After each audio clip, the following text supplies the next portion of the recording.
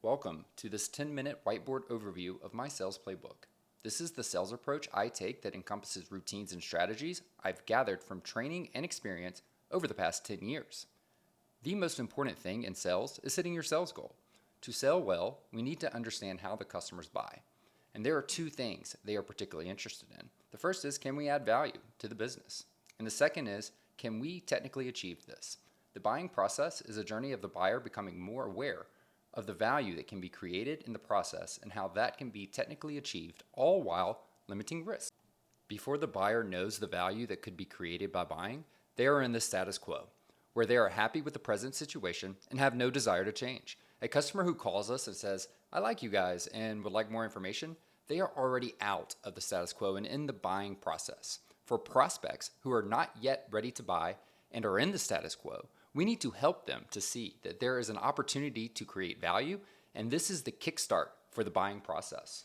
To initiate this process, I recommend knowing the compelling events that partner best with your solution. These are the triggers to get prospects into the buying process and out of the status quo.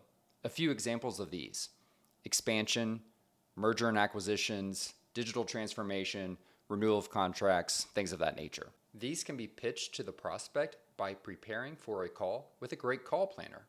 GREAT stands for making sure the greeting is clear with an introduction. What's the reason for the call? Explain the value. Alleviate risk with proof, and the ask. What do you want to happen next? This improves your call by using a structured process, and I have found it to work well. And at this point, the deal is in PG. Another tool that helps to find areas of value that we can use to move the prospect away from the status quo is the value chain. We create a view of the whole business, firstly understanding what are the departments we need to talk to, who heads up those departments, what are their goals, their initiatives to achieve them, and any problems they are having with them. From this, we can see potential areas of value that we can create and move the prospect away from the status quo. The aim of the call is to get a new business meeting, or NBM. Generally, this needs to be with a person of authority who can drive the deal forward, usually the target champion. It answers the why anything question. Why should the customer do anything?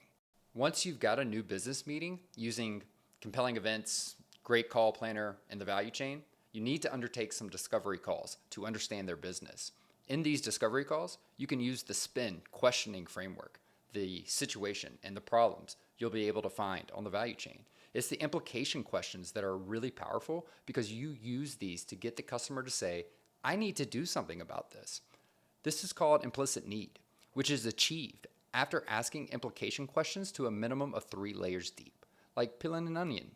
Once the customer wants to do something about the pain, it's time to ask number-based questions that give the metrics to start to build the ROI or preliminary business case that will make the prospect more aware of the value that can be created. Once we have a good understanding of the value we can create, we document this into a value pyramid. Here we show the goals of the prospect, initiatives that we can help with, and the problems we can help to solve too.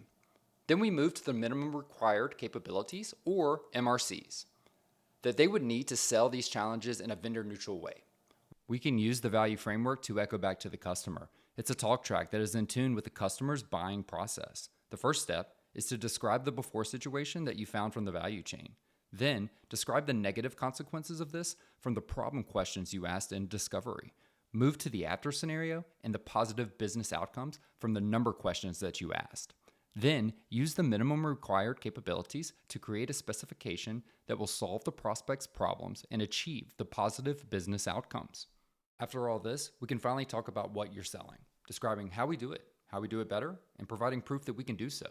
The aim of the NBM is to present a value hypothesis that is so compelling that the prospect then moves on to the second question they are contemplating, which is, well, can this value be achieved?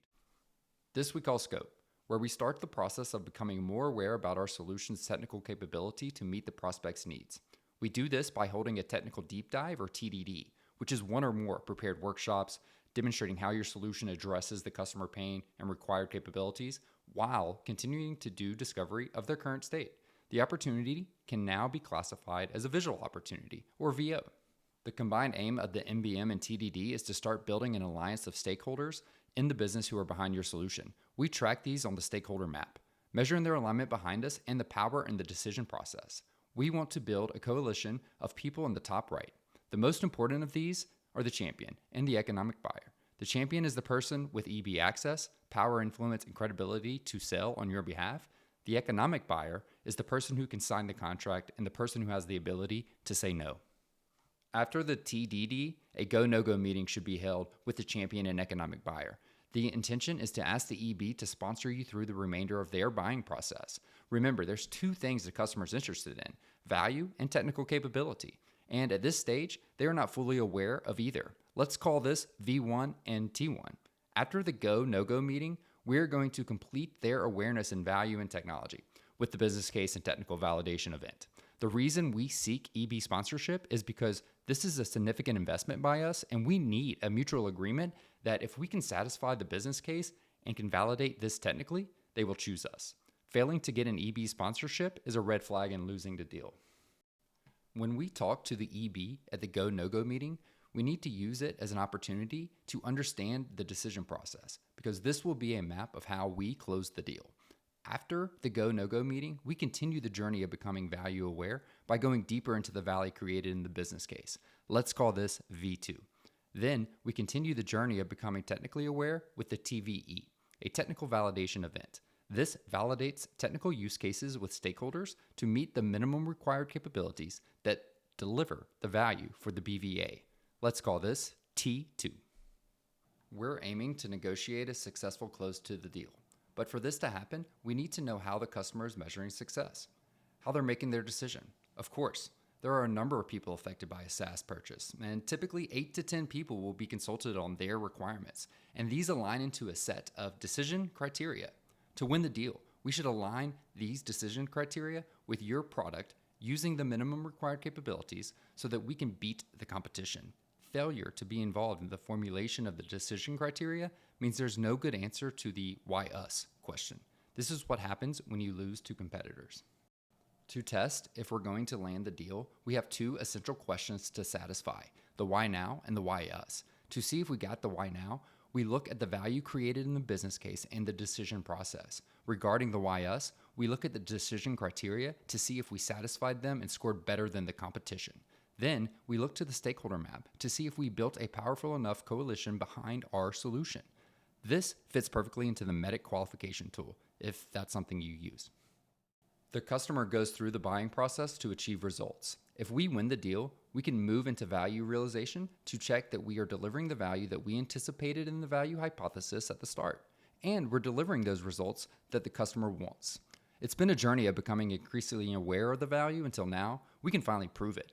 This is the best way to move future customers out of the status quo because it makes building new value hypotheses so much easier, and they're so much more credible. To understand how to make this journey with more prospects, we need to plan our territory by making a pipeline generation plan, which shows how you can build your pipeline to achieve your goal. From the PGP, you know the level of activity you need to achieve your goal. The next question is, what activity do you actually do? There are a number of people involved in the pipeline generation process, and so you create a PG plan to show how this PG team, you, the BDR and marketing, will be led by you to deliver the pipeline required to hit goal. Next, select your top 50 accounts and target them with examples of value realized with other customers, with great value hypothesis and with compelling events. From these accounts, we should be able to get 12 new business meetings per quarter, which is 1 per week. From this, you should be able to generate 6 visual opportunities at any one time. To make sure these progress, there should be 3 business cases and 3 TVEs. Focusing on these leading indicators will help you to achieve your goal.